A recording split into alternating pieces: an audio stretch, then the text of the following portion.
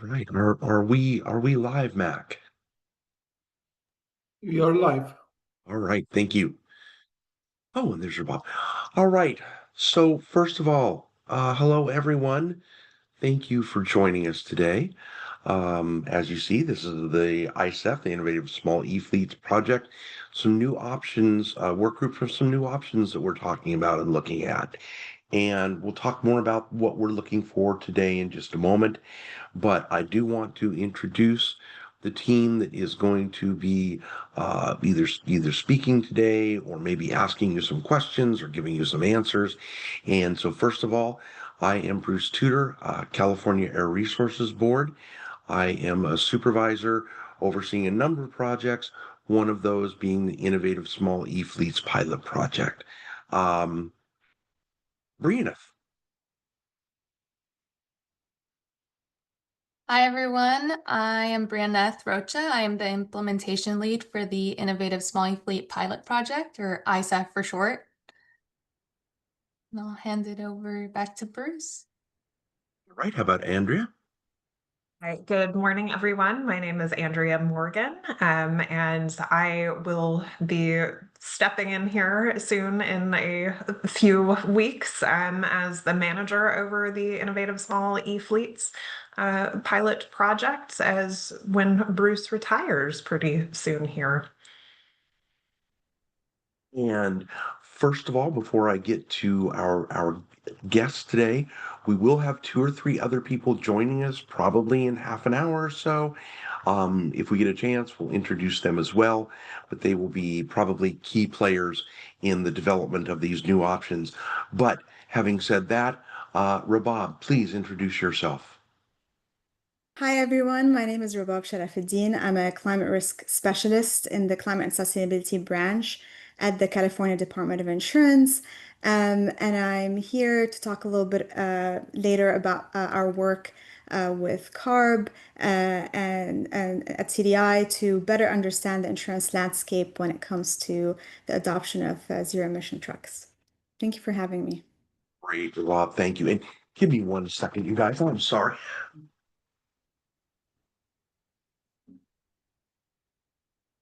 I want to take the moment to just let everyone know that this meeting is being recorded and will be available for viewing within the next couple weeks. It'll be on All our right. site.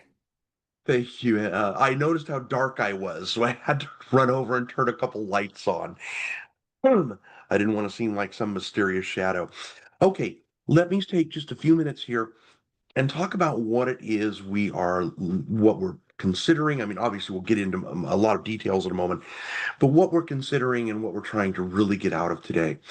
Um, as many of you know, the Innovative Small E-Fleets program, the key there being, well, the two keys, small, and the other being innovative. And so we are always trying to come up with innovative ideas, innovative things that might help small fleets get into zero emission vehicles. We know that it's difficult. I mean, obviously the cost, things such as infrastructure, things such as insurance. I mean, it's just all the way around. It can be difficult to get these folks into those vehicles. I mean, they never see any cost savings if they can't afford one in the first place. So obviously we have incentive programs such as ISEF, but I mentioned that innovative piece of ISEF. That's not just about things like truck as a service models or rental models. It's what else can we do? And that's what we're going to be talking about today. What else can we do, at least possibly do, that might help fleets get into these vehicles? And I said possibly a moment ago, and that's really important. I want to emphasize that. What we're talking about today, we're at the beginning of this kind of journey of developing these ideas. We are not, we're not saying we're going to be able to do any of them. It may turn out that there's just not, a solid way to have a used vehicle voucher project and make sure that a small fleet doesn't get a lemon, basically. We don't know, but we're really looking to the folks on this call and others out there to provide information to us to allow us to continue working on just what we can do and how we can do it. We did have a request for information out about 3 months ago. Some of you may have responded to that. So we'd already begun that data gathering, that information gathering process. So as far as today, though, I mentioned these are the new options work groups. Now, I know there are a lot of different things that people always want to discuss when it comes to incentive programs, whether it be ISEF or HFIP or any of our incentive programs. However, today we're really limiting the discussion, pardon me, to these options that we're talking about. There's so much I think that we need to talk about, and there are many other venues where we can discuss, funding amounts and whatever the case is. But these are really critical. If we can develop these, we think they'll be a huge help for people. Lastly, and then I'll turn it over to Brina. We will be having raised hand questions later, and Brina will cover more of this in detail and as she goes along. But additionally, we have opened up the Q&A and we've opened it up for everybody to be able to see. We don't always do that because can get so many comments and it can get just overwhelming. But I want to emphasize one more time. This is about ideas. That's what today is about. We want your ideas. We want to hear things and allowing that discussion, even amongst the audience members. One person says, well, you might think about this. Somebody else has another idea or tags on to that. We want to foster that. Having said that, please keep it civil. I know I'm sure everybody will. But we do want to foster that discussion. So having said all of that, I will now turn it over to Brina Throcha to start our presentations for the day. Thank you. Brina? Thank you, Bruce. Yeah. So please brace with me if I repeat anything of what was just mentioned. Just want to clarify some things. Please note that there will be an opportunity for public feedback at the end of the presentation. However, the Q&A is enabled, so feel free to submit comments and questions as we go along. It will also serve as a way for staff to review suggestions after the work group. Next slide, please. So I will be covering the new options being explored in ISEF, which include the development of a used truck voucher pilot concept, advanced fleet management assistance, and insurance coverage. Please note that these ideas and examples presented today are initial possibilities being considered. The purpose of this work group is to collect initial thoughts and recommendations on these ideas. As a reminder, we will pause for public feedback and have the Q&A box available throughout the presentation. Next slide. ISEF is a set-aside within the Clean Truck and Bus Voucher Incentive Project, or HVIP, designed to support small fleets and individual owner-operators in accessing zero-emission vehicles. Small fleets of 20 or fewer medium and heavy-duty vehicles and that have a revenue of less than 15 million are eligible. Government agencies and nonprofits are exempt from this revenue cap. And you can find more information on this on the HVIP website. That is californiahvip.org. Next slide. So this is what has led us to today. In November 2024, the funding plan for clean transportation incentives for fiscal year 2024 to 2025 noted that staff would be exploring new options for the ISEF program.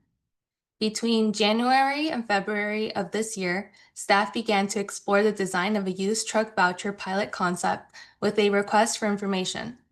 The submissions to the public docket shape the topics that will be discussed today. These comments are available for viewing on the CARB website. After today's work group, staff will prepare for the reopening of ISEF, which is anticipated for August, following the release of an updated implementation manual and system processing updates. However, the ideas covered today will not be in the August IM update. We anticipate 1 to 2 years to fully develop and implement these ideas. Next slide. Now for the new options being explored. Next slide. The request for information held for the used truck voucher pilot concept resulted in lots of great comments spanning a wide range of perspectives. Staff assessed the various possibilities for voucher structure and have developed the following examples. These examples provided today are takeaways from all the information collected. However, the pilot design is not limited to these ideas on display. We are open to suggestions. First, the voucher can be a set percentage of a vehicle's price. It could be 30% or a different amount. There can be consideration for vehicles that have previously been granted HVIP or ISAF funds. It may involve some type of deduction to account for the previous incentives, but they're definitely being considered. Secondly, the voucher can be prorated based on miles driven, the battery state of health, total mileage range, or other metrics. And lastly, the voucher can be a flat amount. Again, these are just some ideas to consider. Staff is open to other proposals. And if you have those ideas, I recommend you put them in the Q&A box. Next slide. Okay. As for certification, it will be key in identifying a vehicle's condition. The goal of this pilot is not only to fund used vehicles, but that they be in good quality and that fleets experience the maximum benefits. Comments suggested that CARB should create a certification program and administer it. Due to limited resources, the certification testing is most likely to go through a third-party process. CARB can create a set of requirements or parameters for the certification to properly assess a vehicle's condition. Factors to consider may include battery state of health, available range, physical condition, and more. Staff envisions that authorized dealers can conduct the testing and certify the vehicles. Our priority is to ensure that fleets have good experiences with zero-emission vehicles. We believe warranties or additional coverage provides the assurances needed for fleets to get vehicles that have reasonable amount of use. As for warranties, the pilot will require dealers to include a warranty. It can range in length. The warranties can either require additional mileage under warranty, or it can be same additional mileage across weight classes. Maybe the additional mileage requirement increases based on weight class, or it can include an additional battery state of health requirement. And then ISAF may partially pay for an extended warranty or service plan. Again, these are just initial ideas. And for the goal of this pilot, it is initially to focus on small fleets. So the fleet size cap and revenue cap are parallel to current ISAF requirements.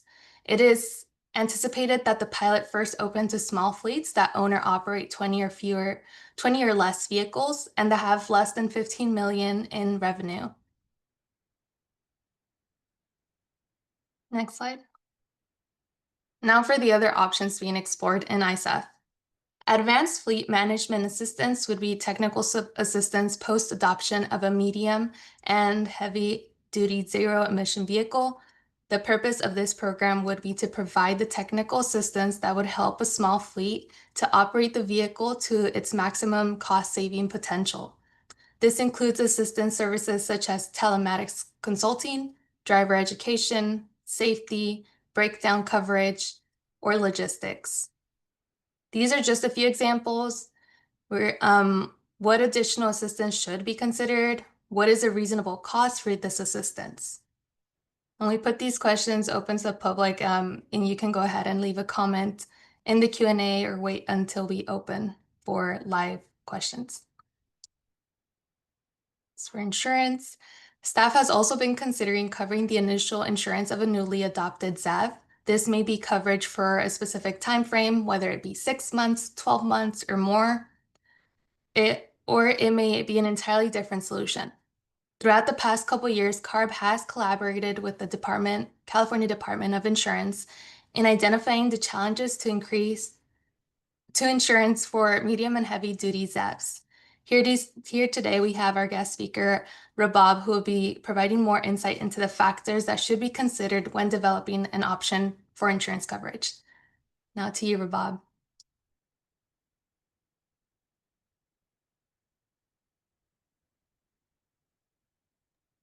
Bob, you're on mute. Sorry about that. Thank you, The new word. Brianna. Thank you, Bruce. Um, Hi, everyone. Hi again. I'm Rabab Sharafuddin. I'm a climate risk specialist here from the California Department of Insurance. And I am here to talk about our work with CARB to address Z insurance gaps and specifically to uh, make sure that insurance is not a barrier for the adoption of zero emission trucks. Our collaboration with CARB actually started before the bill that I'm going to talk about a little later, AB 844. We shared an early concern if insurance isn't available or affordable, especially for small fleets or independent truck owners, it could slow down adoption of zero emission technology, specifically trucks. So we really wanted to look into it and gather data from insurers. But to do that, first we needed authority to do that.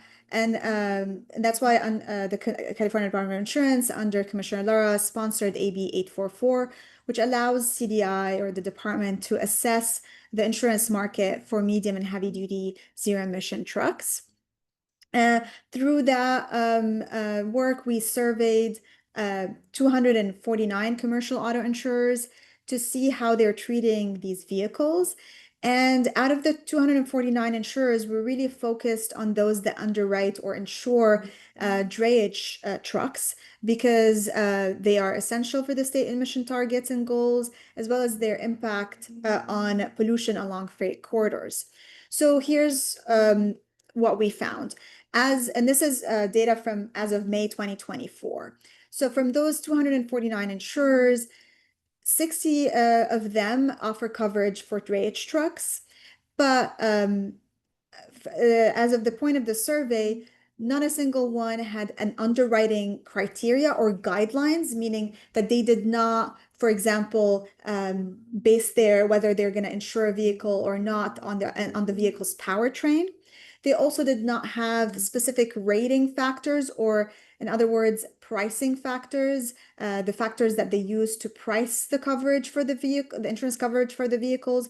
It also did not have any factors related to the vehicle's powertrain or specific to zero emission trucks. So essentially from that survey, we gathered that these insurers are treating that they're not treating zero emission trucks differently than diesel trucks, for example. There's no special considerations, and there's also no tracking on how they perform differently. In fact, from the survey as well, insurers were not able to distinguish between zero emission trucks that they insure and diesel trucks. So we could not access loss data specific to zero emission trucks. So for us, really, there was no way to assess whether zero emission trucks have a better or worse accident outcomes, for example, from that loss data. And this could be a missed opportunity. Zero emission trucks actually have some built-in features like regenerative braking and fewer moving parts. And usually that means reduced maintenance issues and which from the data we've gathered or from secondary research means that accidents become less, there's less rates of accidents. But insurers are not tracking that, so it's not really reflecting in price. It might not be reflecting in pricing right now. So from that work, along with that work, we also worked through our work with Carbon CalSTART, collaborated with them in terms of surveying grantees of zero emission trucks, as well as reviewing national and California-based surveys of small fleet operators. We noticed that really the consumer's pressure points here might not be availability, which we've gathered from our survey, but really it's affordability of the insurance coverage for zero emission trucks. So why are premiums for Zets often higher? And that really comes down to one of the rating factors or pricing factors is the cost of the truck itself. And for example, a new truck might cost a bit more than a diesel truck. So since physical coverage is based on this on a value, there's a reporting of around 3% a year. That means that Zets might have a higher premium. So to help address these challenges and in conversations with CARB, CDI developed a strategy based on these findings. And today I wanted to highlight three of the main actions from the strategy that we've published in December of 2024. So first, we are putting out or creating a simple and accessible insurance resources to help fleet owners or truck owners better understand the insurance landscape as it stands right now. And second, we are expanding our data collection efforts. We again want to collect more data from insurers, and we hope with more and more data gathering, insurers will start collecting loss data. But also, we're interested in surveying participating or players in the insurance value chains, like brokers, surplus lines carriers, and the like. And then third is that we're working with international insurance regulators through the Sustainable Insurance Forum, and that includes regulators and insurance regulators and supervisors from around the world. And we are hoping to collaborate with countries that are already are ahead of us in terms of ensuring zero emission fleets. And we hope by sharing best practices and data that we can bring lessons back to California. I just want to point out that this work is ongoing still, and as the ZET market evolves, so will our understanding of the insurance landscape. But we're taking these steps now, improving transparency, gathering better data, and supporting consumers so we can help make sure that insurance isn't something that slows down adoption. So thank you, and I'll bring back to Brianne. Thank you. Thank you, Rabab. Okay, now we can go on to the next slide. Right now we will take a moment here it's the end of our presentation when we will be opening for questions. I'm just checking if the members we had said would join later are here. Give me one moment. It seems they haven't arrived yet, so we can proceed to opening for questions and comments. If you would like to make a comment or ask a question, please use the webinar feature to raise your hand. For those using Zoom online, please click on the raise hand option on the Zoom navigation bar under the Participants tab. Please be sure to unmute yourself, state your name and affiliation.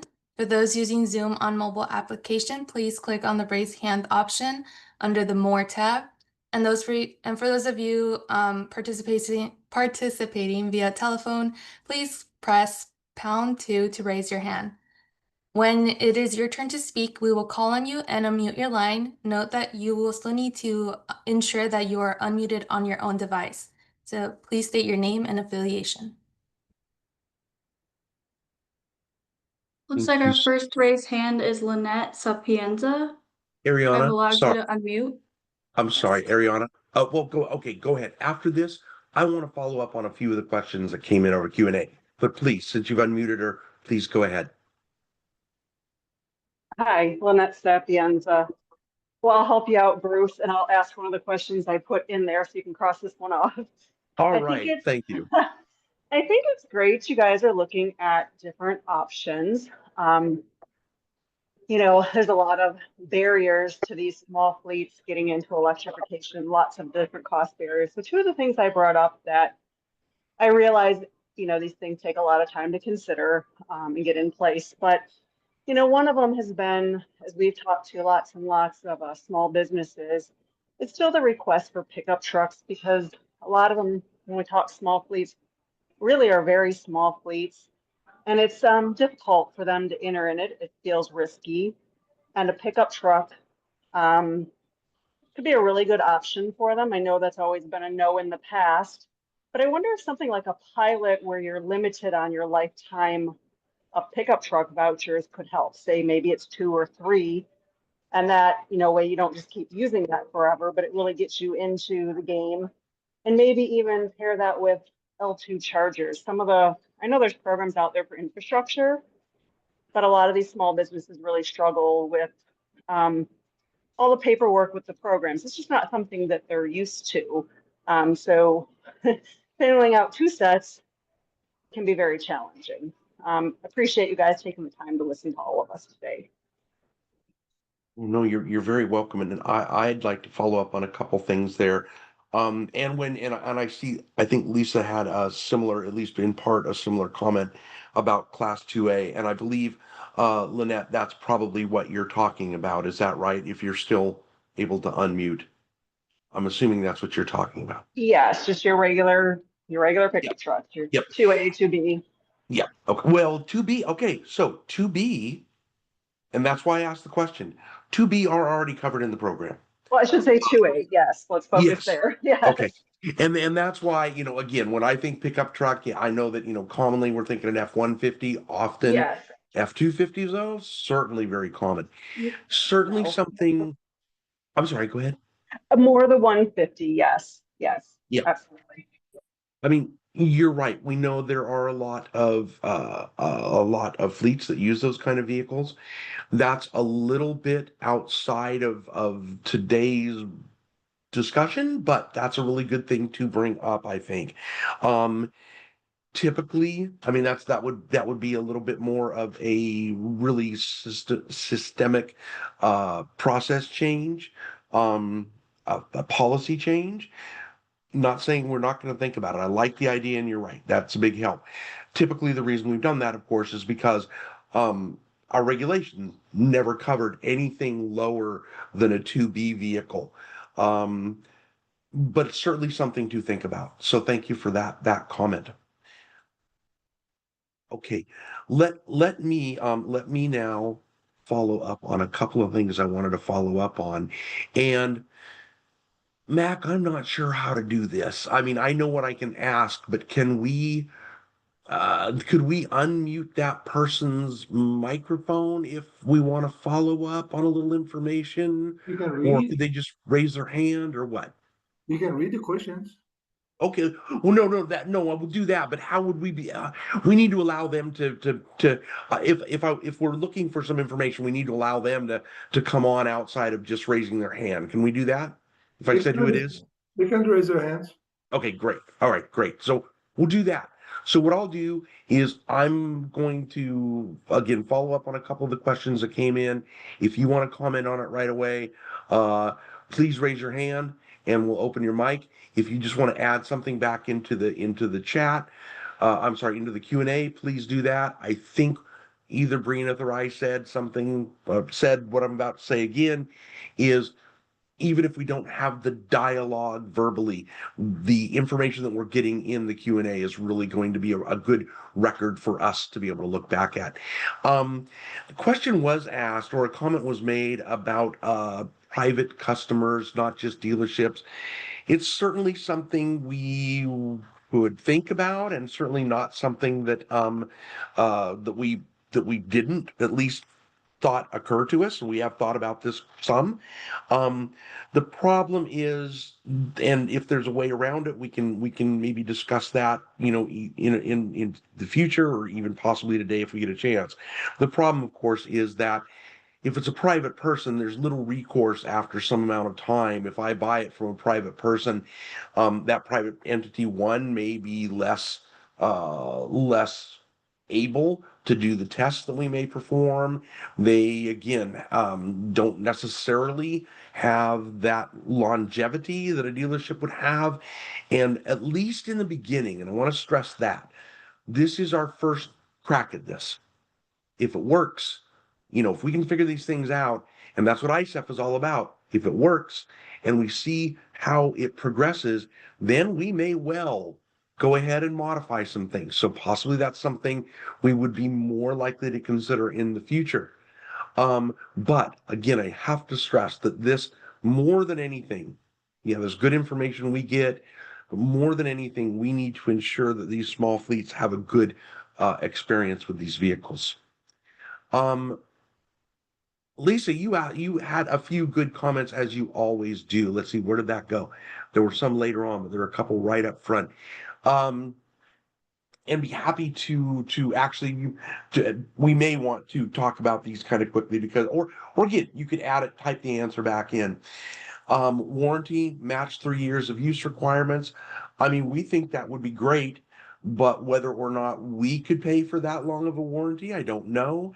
So is that something that maybe you're suggesting should be provided by the dealership or part of that provided by the dealership? We'd love to hear your thoughts on that. Used trucks, you mentioned required to get a ZEP cert. Um, they maybe I'm missing something. Are you saying they should have a new certification of some kind? I mean, those engines already should have a ZEP certification. I think, pretty certain about that. But please, again, either throw something in here in chat or feel free to raise your hand. More intellectual information and software, so that if an OEM goes out of business, or not even just that, and we've thought about this, more intellectual information and software, just because it may be a dealership that doesn't have a connection with an OEM that is trying to do do whatever certification is required. Might be difficult to work with the OEM on that, but I also know I know that there are companies out there that have a pretty good way around to get some of the OEM information. But again, those are the things that we need to investigate as we move forward. Um, Financially independent, uh, I'm not sure what you meant by that, Lisa, when you say the entity itself needs to be financially independent. Um, I mean, we know a lot of small fleets. I mean, it's kind of day to day. If that's what you meant, they shouldn't be. If you could clarify that, that would be great. Lynette, let's see. You've already, and thank you again. You beat me to asking some questions on what you were talking about. Let's see. Lisa again had some comments again, 2A there.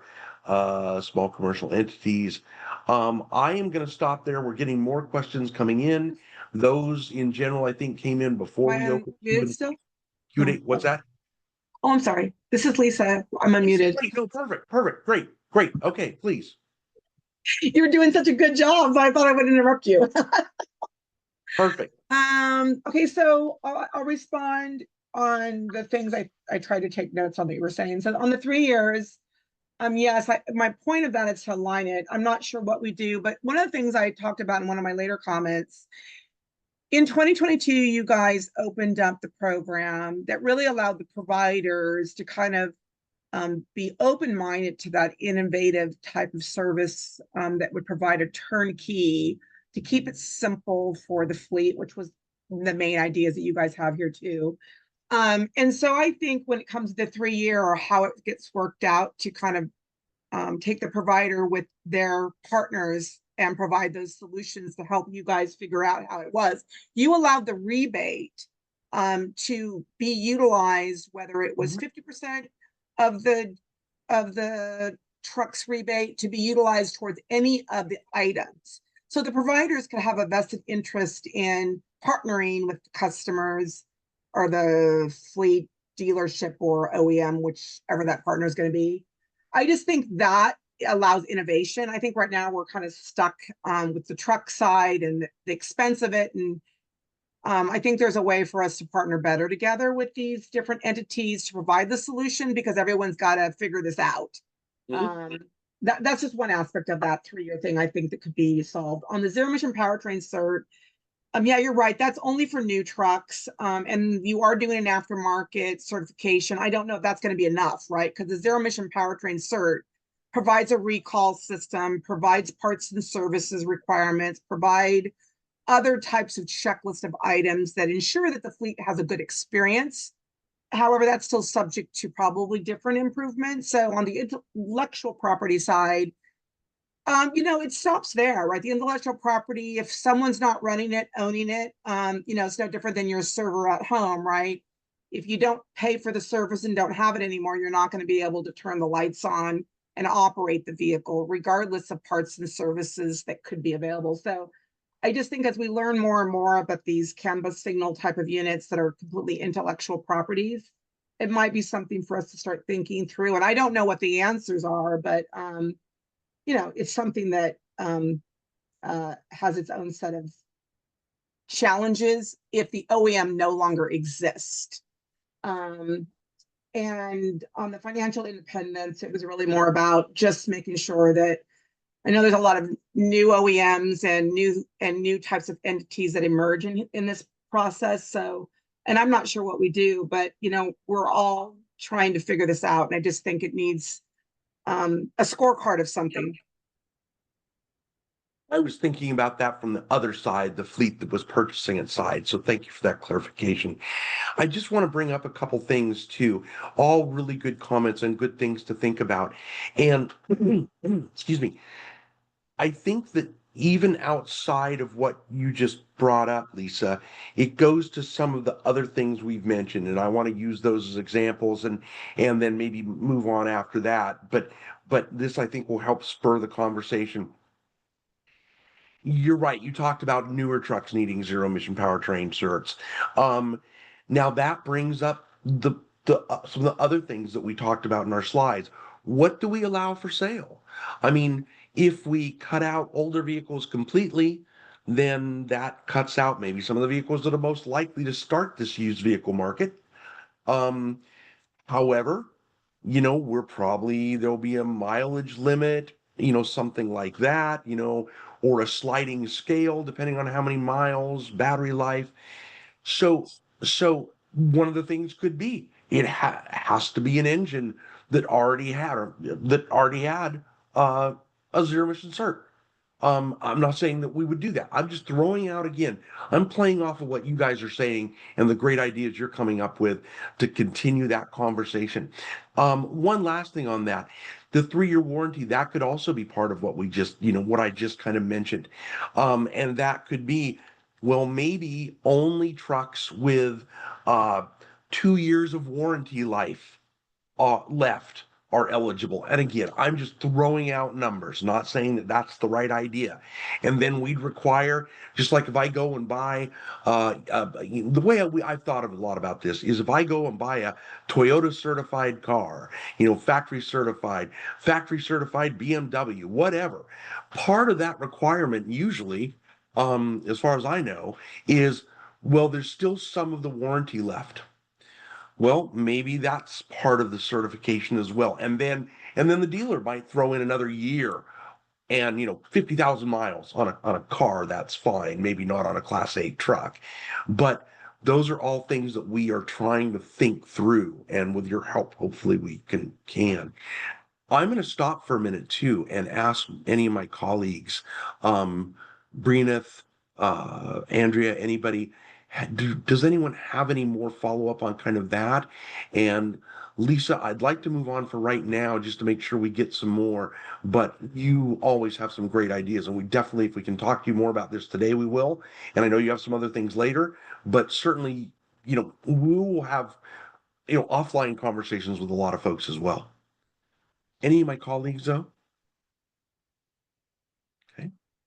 I don't have any follow-up questions. I just want to thank everyone for bringing up topics we might have not mentioned, because this is going to be very helpful as we continue planning and meet together internally after this work group. So thank you. Absolutely.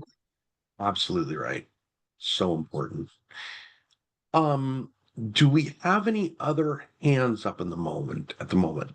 I know Lisa's, yours is up. And I'm sorry, if you had more to say on that, we'll go. Oh, thank you. Okay. I wasn't sure. Any other hands up right now? Yes, we have a few. Okay. The next hand up is Margaret Bolter. I'm allowing you to unmute. Hello, can you hear me? Yes. Awesome. Yeah, so I'm Margaret. I'm with Zeem Solutions. We're a company that builds shared charging infrastructure for commercial fleets. We've got small fleets and large fleets as our customers, both public and private, light, medium, and heavy duty fleets. And I had a couple questions, kind of a part one and a part two, depending on the answer to the first. And I know you also wanted to really focus in this workshop on the slides. And so this is slightly outside of that scope, but still directly focused on ISEF. Yeah, so just prefacing that, if you'd rather answer offline, that's fine. But yeah, I was just wondering whether the ISAF voucher is capped at 90% of the vehicle cost, or if it's capped at 90% of the project cost for the fleet, and whether ISAF was stackable with a vehicle voucher program like HVIP. Let's go ahead and answer that online. I mean, you're right. It's outside of the scope today, but people that aren't familiar with ISAF, this is valuable for them to know, I believe. Thank you very much, Margaret. Um, First of all, it is capped at 90% of the vehicle cost. However, as you probably saw in the slides, that is something else that we're looking at for the used vehicle voucher. Is that what we want to, do we want to pay for that much of the used vehicle? Well, I mean, one of the things we need to be careful, we think, about creating this unintended consequence of maybe the cost of used vehicles being elevated a little above what it would be if the vouchers weren't out there. I mean, we certainly know that's even a problem with incentive programs in general. But that is something that we'd be looking at. But for your knowledge, it is 90% of the vehicle, the cost of the vehicle. Yeah, okay. Can I respond to that really quick? Or Yes, please. I And I don't want to cut apologize. I in forgot there. your second question too. No, that's fine. That kind of answers my first question. Yeah, so when I'm thinking about ISEF, the intention of the program is to support small fleets, right? And also have have a space for some of these innovative ideas, like helping out with the cost of the charging or the cost of insurance. And I think if the program for new vehicles, at least, I can't necessarily speak to used vehicles because I hear what you're saying there. But for new vehicles for small fleets under the ISEF program, I'd encourage you guys to consider having a 90% project cap instead of 90% of the vehicle price being the cap of the voucher. Because if you're in the ISEF program, you can't apply to HVIP.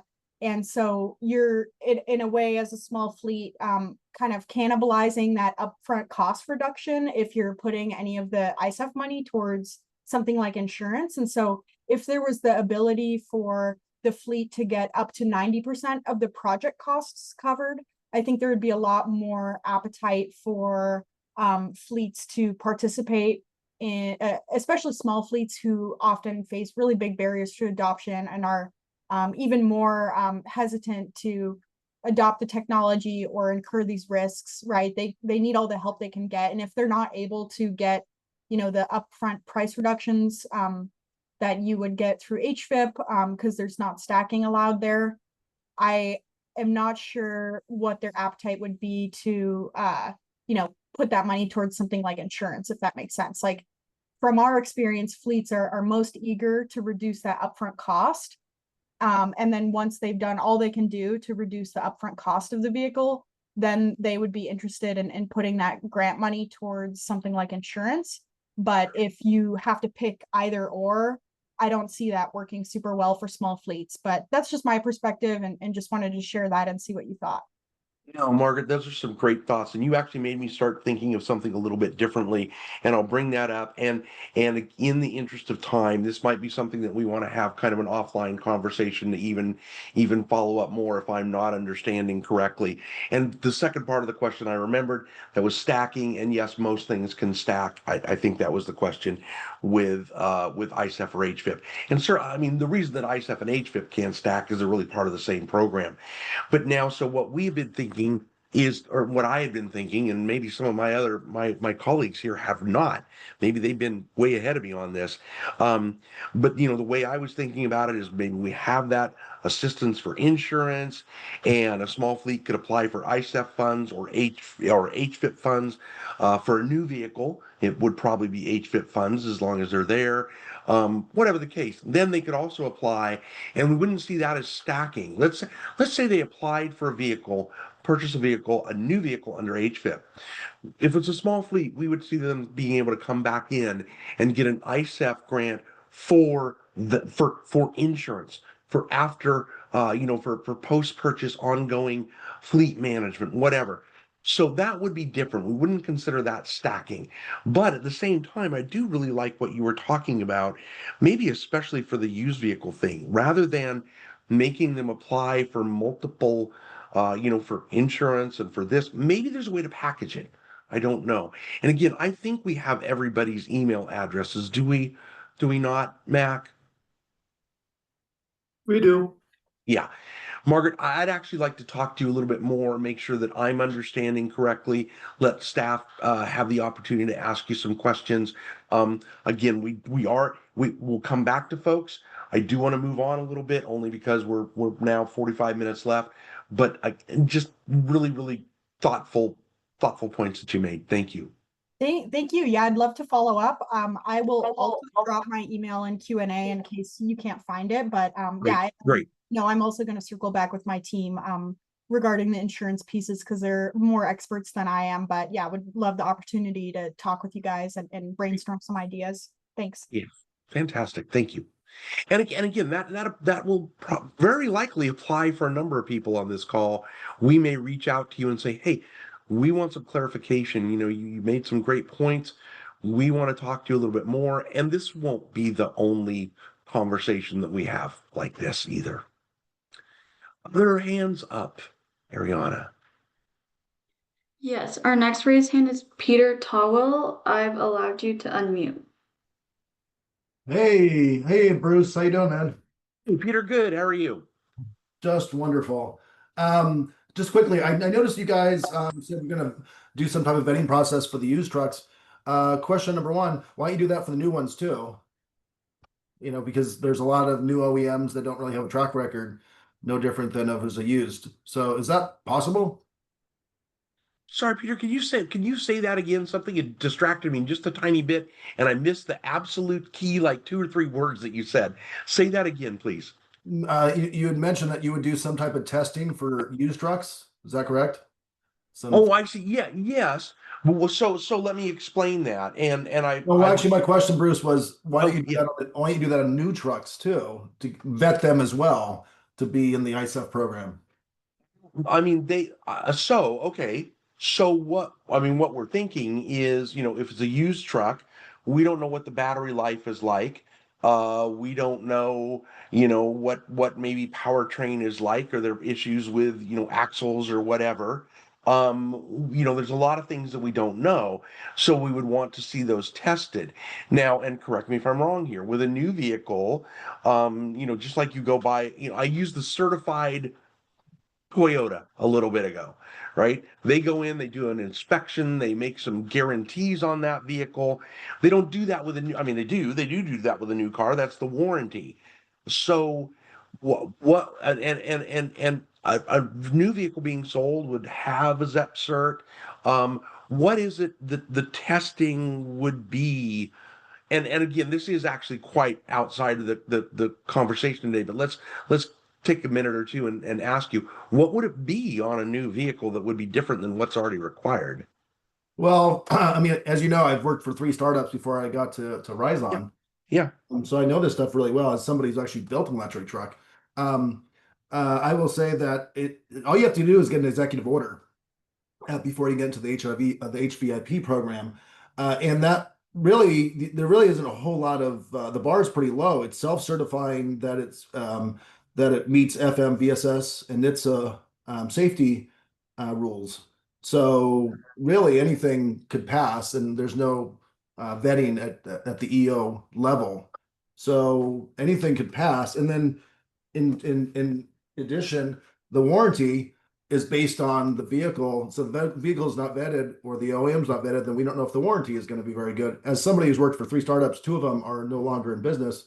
The warranty is gone now too. So you can put a 3-year warranty on a piece of paper, but if the company doesn't last, the warranty doesn't last either. My suggestion would be, if you don't have a proven track record as a company in the US, you should have warranty insurance. Just buy warranty insurance from a third party that's actually renowned, that we, valid. Okay. And again, outside of what of today, but Peter, absolutely things to talk to our HFIP folks and us about continuing. But I want to my boss is on now, and she told me that Andrea wanted to respond. Andrea, I apologize. I can't see most hands up.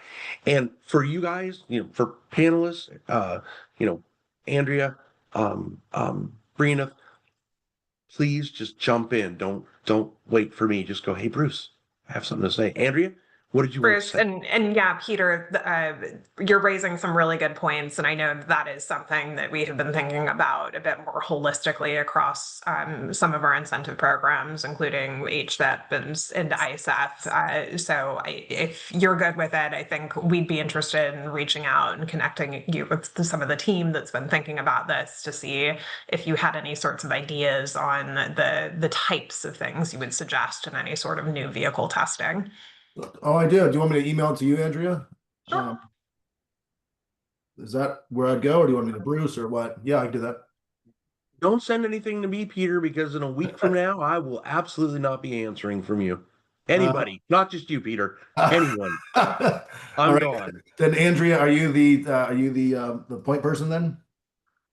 Yes, so I will be taking over as the manager after Bruce retires next week. And my email is andrea.morgan@arb.ca.gov.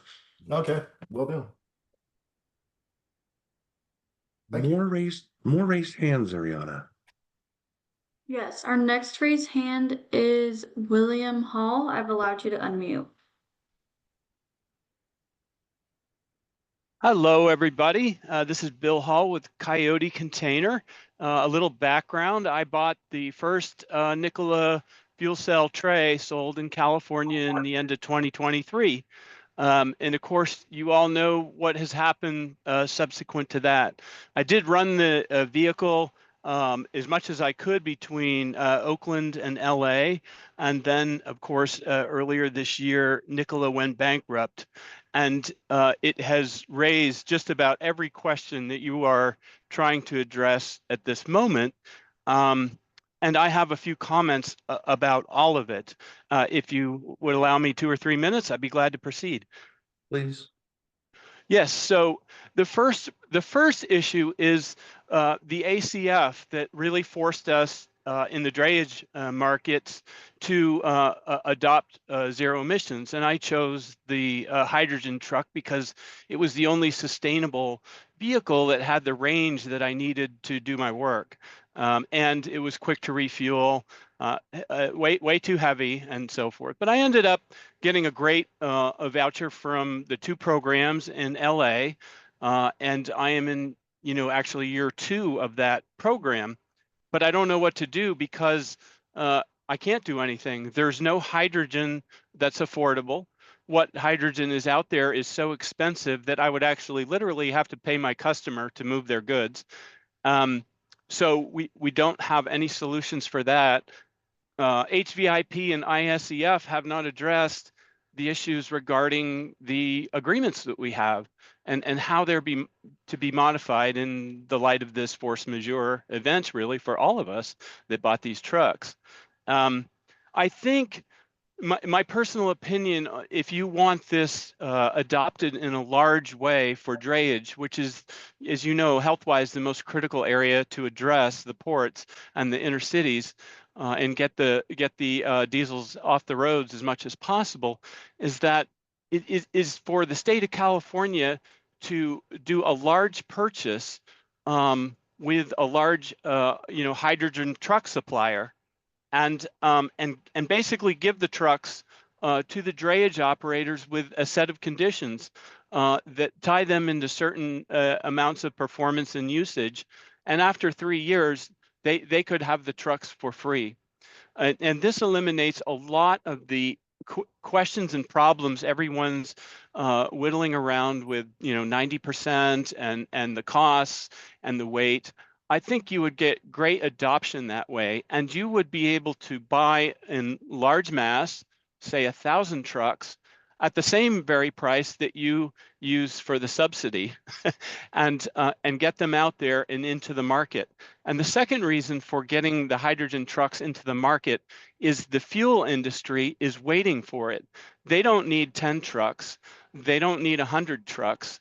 They need hundreds of trucks to get the price of hydrogen down. And in the interim, I've suggested that you use the ISEF tax system to tax diesel trucks of similar class and rebate that to the truck owners that are buying hydrogen that is well above diesel, to equalize those prices and give the people that are adopting these trucks at least an even playing field when it comes to fuel costs. I can't afford $35 a kilogram when a diesel truck owner is paying $4.50 a gallon, and both of those get you about the same distance. So that's my thought on the program and what it really should do in the drayage market. And I think I've expressed that, but I don't really know who to express it to in your organization. And I'd be glad to work with you. I get calls from all types of people across the industry because of all the truck movements I did with my truck during the past year. Sure. I ran into I did not insure my truck for property. I paid cash for the balance, and because of the $500,000 basically price tag that those trucks have, the cost would be prohibitively expensive for me to get that type of coverage. You know, of course, I have collision, which is required by the HVIP contract, but the other is, as you correctly say, is 3 to 6% of the value, and nobody can afford that. So, insurance is very simple. The more cost the insurance company has to incur to remediate something, the more they're going to charge. And I don't know how you get around that unless you subsidize it somehow. Right. Right.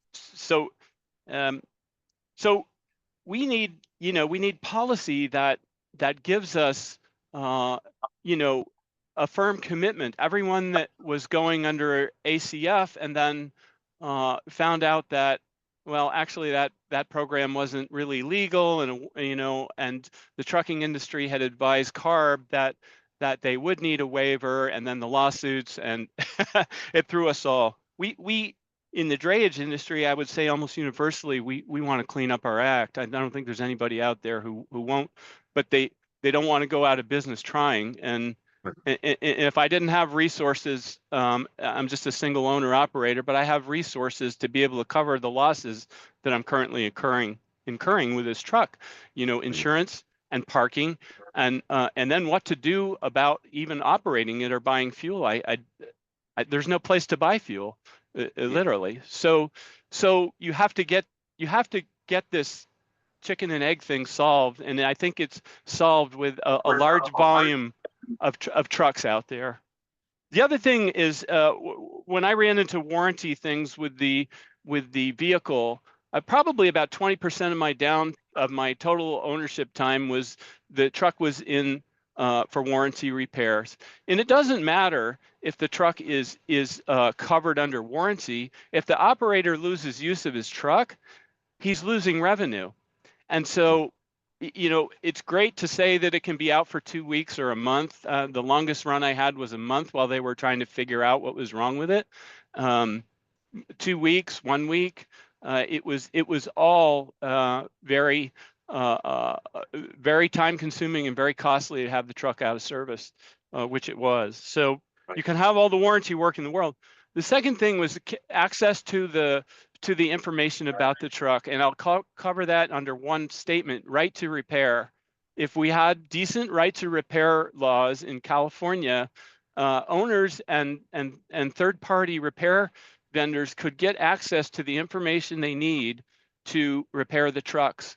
The dealers, and along with CARB, have carved out this exclusivity for them, and it's really made the whole system of transportation less efficient. If you look at the diesel industry, I mean, I can get somebody to come work on this truck, just about anywhere in California, on the roadside or whatever. But when you run into this specialty, as you say, proprietary CAN bus data, and I don't know what data would be proprietary on a CAN bus. If you're just looking for input values and output values and trouble flags, why shouldn't that be given and opened up to the public so that we can fix our equipment? I think the right to repair is a very valuable thing to have. So that's kind of, oh, and the last thing is when it comes to subsidies and vouchers and that sort of thing, shouldn't we be buying American products? The United States government is required to use taxpayer dollars to purchase American goods. Why isn't California doing the same with its taxpayer dollars? Because we know that recirculating taxpayer dollars in the economy, it improves everyone's life and earnings and welfare. So why are we exporting these to China, Korea, and places like that? That's kind of all I have. And if you have any questions of me, certainly I'd be glad to answer them online or offline. All right. Thank you, William. And again, we do have email addresses. So thank you. I know we have at least 3 hands up. I do want to quickly introduce the 3 people that joined a little bit late. Normally, maybe I wouldn't in the interest of time. I'm sorry. Sorry, before you do that, Bruce, can I Yes. do a quick, I know, William, one of the things that you were really interested in seemed to be on large scale deployments of fuel cell vehicles and the state's overall strategy for fuel cell deployments, or for hydrogen. There is another group known as Arches, which that was something that was launched in the state had received funding as part through the Department of Energy's Hydrogen's Hub program. And they've been working on developing a strategy related to hydrogen and fuel cell deployments in the state. And I think a lot of what you were suggesting kind of mirrors what they've been looking at. I know they're frequently requesting information from folks and suggestions and proposals for projects. So I'll drop a link to their website in the chat. I think that could be a good resource for you if you haven't already been engaged there. Sure. Thank you very much. Thank you, Andrea. Oh, so I would like to introduce the 3 people that joined, especially because as we move forward in developing these ideas, they may all be very key points of contact for you. So first of all, and if you just jump on real quick on camera, give a quick intro, I'd like to introduce Adele Mahmood. Adele? Hey, thank you, Bruce. Yeah, I'm a staffer pollution specialist in the compliance assistance and outreach branch, and I have some experience working in use compliance as well. Yes, I think Adele will be very valuable in this effort with his background before he came to us, so that's great. Thank you, Adele. Brandon Rose, please, Brandon Rose, will you introduce yourself? Yeah, hi, I'm Brandon Rose, a longtime CARP staff member. I've been helping with the case by case, look at my camera better, for the ISA program. I've been doing a lot of my time doing general risk reduction research. And one of the ideas out of that was in part this used truck voucher, in part as a market support and as a residual development proxy as well. We've had a lot of work being done on trying to figure out what the residual value of the vehicles are and just how important it is to both the finance and the insurance aspects of a total complete market. Thank you. And last, but certainly not least, Anne-Marie Rogers, please introduce yourself.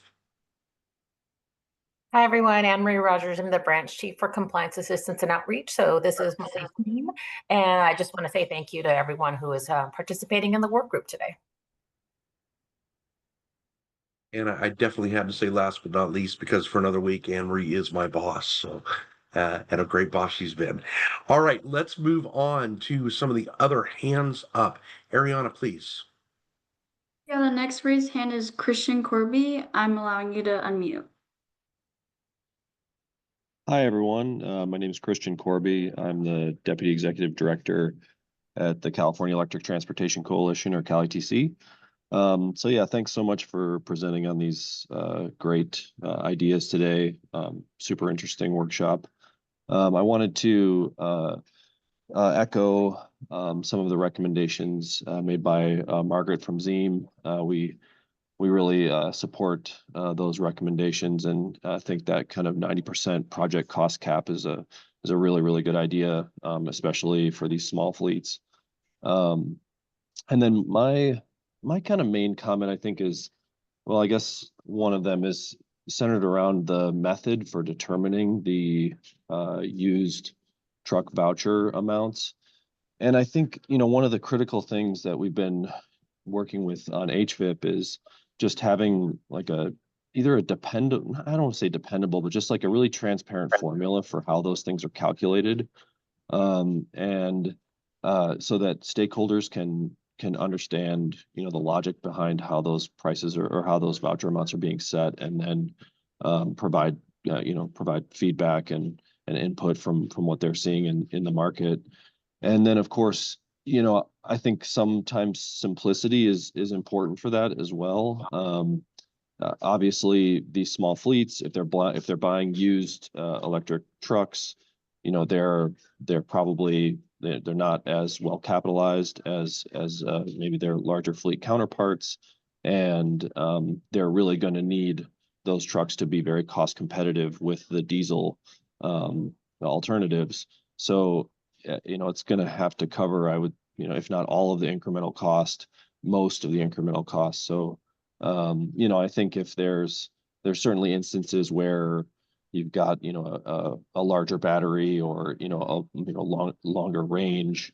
But if we're talking just competitive in the marketplace, I think that's going to be a critical comparison. And then, absolutely support your work on the insurance. I think that's a really, really good idea. That's part of the problem with some of these, you get a voucher and then the taxes and, insurance, the federal excise tax, all those things start to overwhelm the incentive amount because of that higher price. And then for the advanced fleet management assistance, one thought I had was maybe to fold that into the Cal Fleet Advisor program, because I know that's been really successful, and it's been something that I think people are starting to identify as a really good place to start. So maybe kind of tying that in to that program would be potentially a good thing to consider.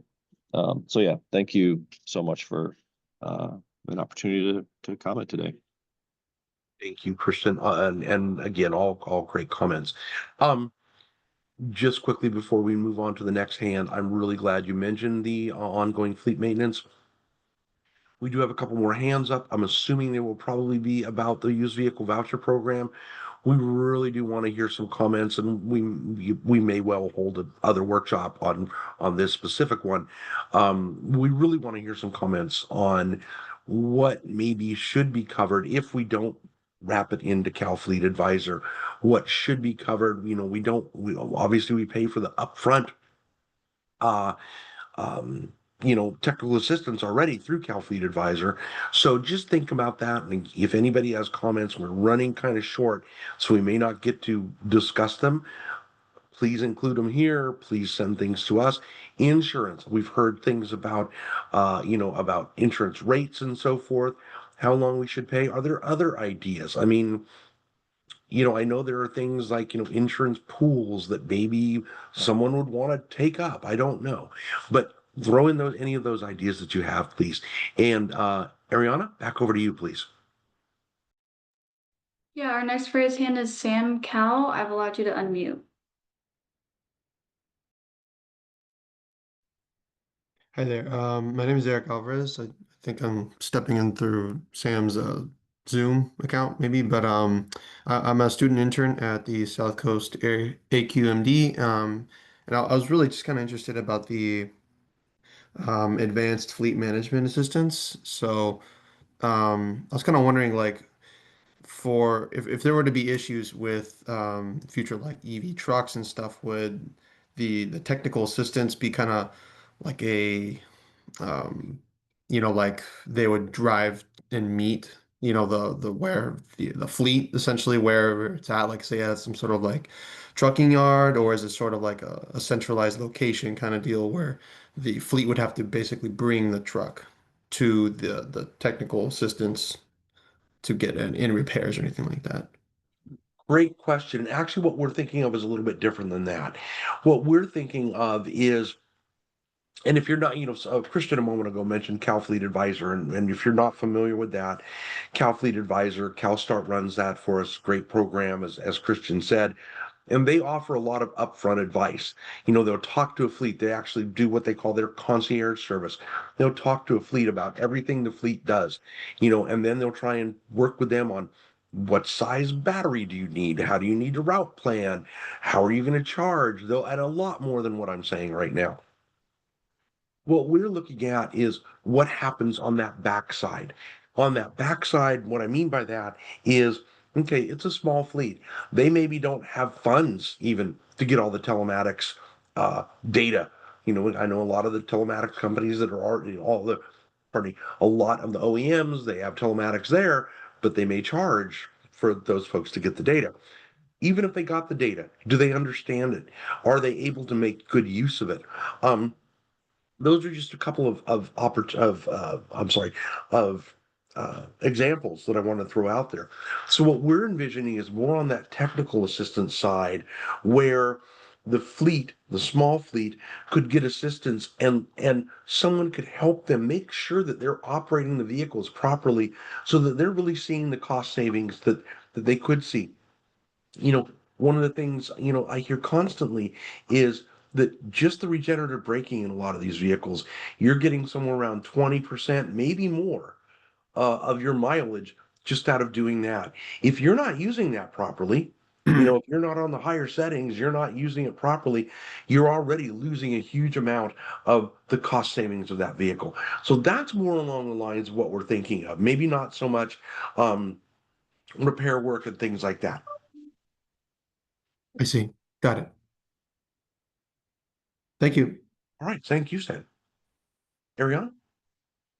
Yeah, we have one more raised hand. Zoe Yan, I've allowed you to unmute.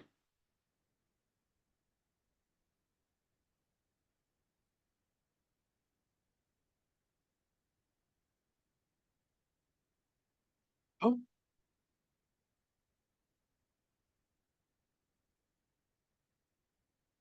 So if you're speaking, you may need to unmute on your end as well. Thank you, Andrew.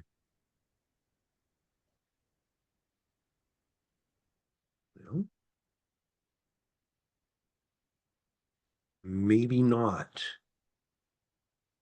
Okay. Well, we will keep your hand raised, and we'll try again to come back to you in a minute. So, um, I'd like to again give, especially my fellow panelists that had to join a little bit late, give you guys an opportunity to maybe ask any questions. We've been talking about these things internally for a bit.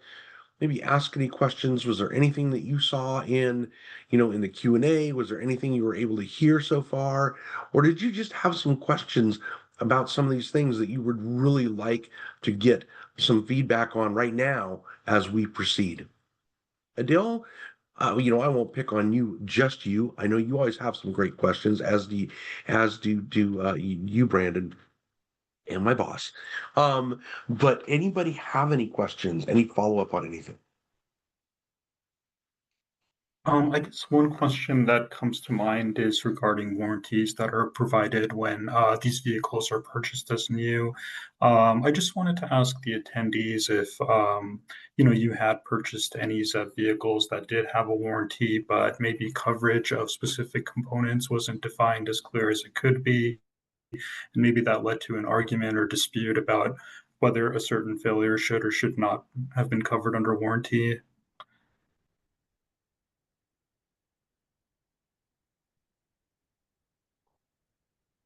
Or are you mostly seeing bumper-to-bumper warranties and not specific longer warranties for powertrain components or batteries?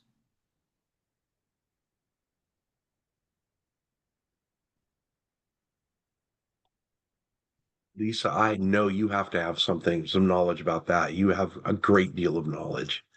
Or anyone else, just raise your hand, please, and we will call on you.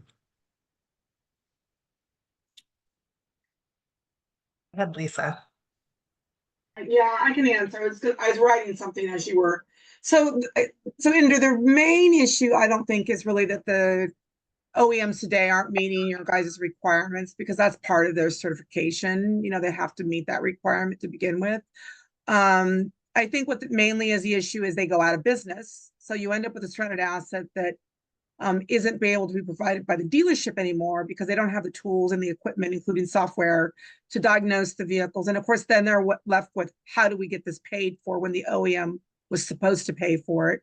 So that's one of the main issues. And I think the other is that do we have the spare parts and the tools to keep these long, useful life vehicles that are proprietary on the road? And that's kind of what zero emission powertrain cert was to do to begin with, right? You know, I don't know how much you guys have taken the feedback as it relates to what the zero emission powertrain is doing in the testing parameters, and what can be done differently to improve it. You guys collect some confidential information. Maybe it's not enough to make sure we're just keeping the useful life when the OEM goes out of business and we don't have the ability to repair these vehicles anymore, which we could, because many of these vehicles can last the life, but without the ability to diagnose them and remove the fault codes, the vehicle can't be fixed. And that's what the OBD2 ports do and what the CAN bus does not do, which is an intellectual property.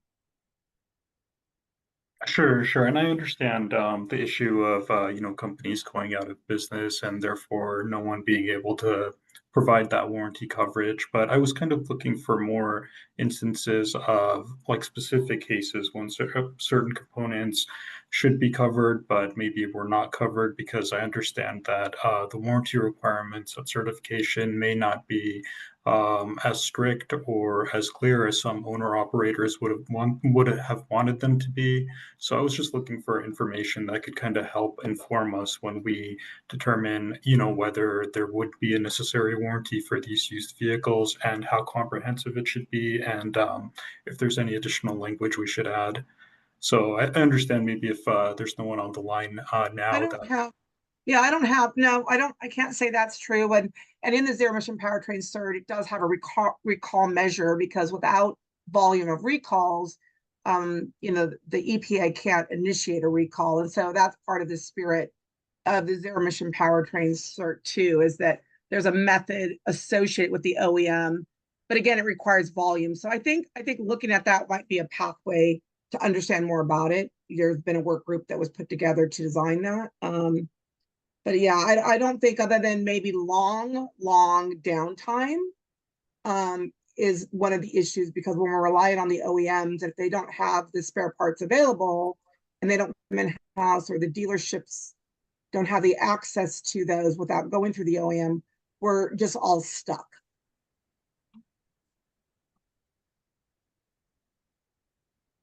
Sure, sure. Yeah, I think the information I'm looking for about is more about how could we define a warranty for these used vehicles. So definitely if the group could maybe think about that and provide some more feedback later, that would be great. Thank you, Adele. I want to, William, I see your hand. Oh, was it? Oh, no, it wasn't back up. All right. Um, Maybe it was. I see your hand back up, and we'll come back there in just a moment.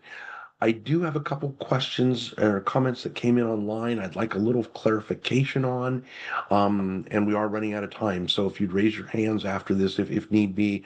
Forrest Turner, you said from your limited understanding, this still feels primarily related to research. If you're talking about what we're doing, I think that's very true. You said, are there vendors that have been approached by this and have they offered feedback? We have certainly put out the request for information and got a lot of feedback from some folks, including some vendors. If there was someone specific you had in mind, maybe just if you could just maybe include that, type that back into to the Q&A, that'd be great. April Rosenquist, just so you know, when will insurance resources, so there, be available and where? Rabab of the Insurance Commissioner's Office did a great job putting together some resources. The biggest thing right now being the companies, there's a lot of them, or more than, it surprised me how many, that would insure zero emission vehicles. I believe we already have that online on our truck stop, probably our ZEV truck stop website. Um, we can drop the link into that Zev Truck Stop website. And Rabob, if you also have a link to that, either on your website or on ours, we may not have posted it yet. Please link it. And if it's not up yet, it will be very, very shortly. And again, mostly that is, or one of the big things that fleets would use it for, is to provide information on who will insure them. Okay. Yes, I will provide that in the chat. Thank you. Thank you, Rabob. Thank you very, very much. Um, that was all I had there. William has his hand up again. Can we open his mic?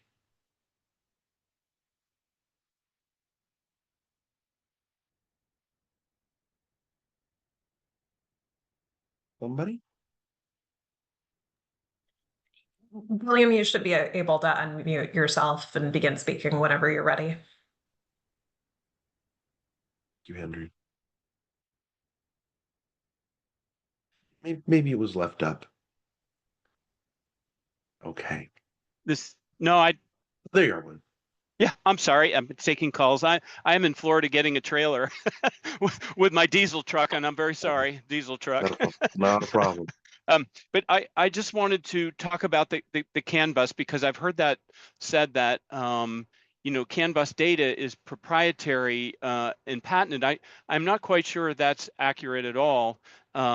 Programming is proprietary, but data flowing across a CAN bus is data, so it's I/O points, and being able to access that is very important.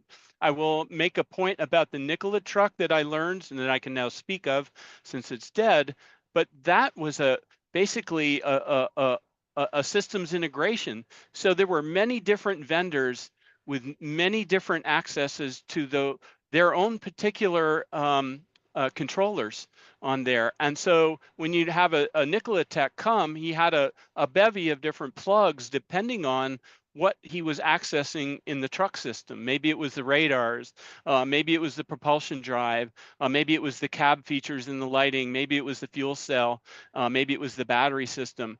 All of those were different vendors, and often, like the Bosch fuel cells, even Nikola themselves couldn't get the information from Bosch.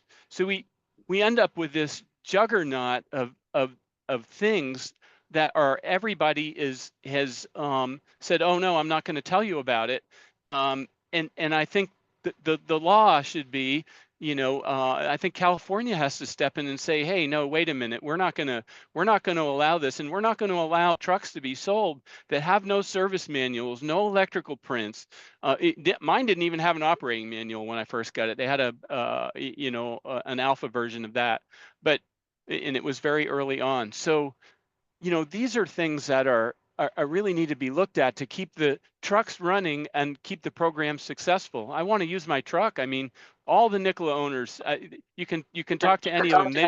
They don't want any other trucks. They want to run their trucks. They like them. So anyway, that's my comment on that. Great. All right. Thank you all. Okay, we are awfully close to time. I want to turn it back over again to my colleagues on the call. Anything that you would like to say about any of it, but about continuing discussions, or just anything that anyone has to throw in before we have to go. I don't have any further questions, Bruce. Thank you, Henry. No further questions from me either, but really looking forward to continuing conversations with many of folks on the call. Got our lead contact information here, so please feel free to reach out too if you have additional thoughts you didn't get to today.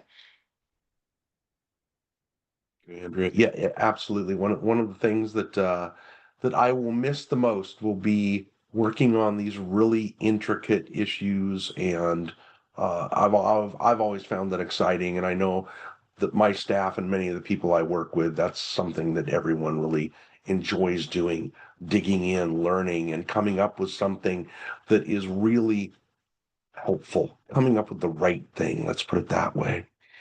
All right. I want to thank everyone for attending. As I've said, this will not be the last. Brianna, is there anything before I kind of say maybe one or two more things and sign off? Is there anything you need to throw in as kind of lead on this on the project?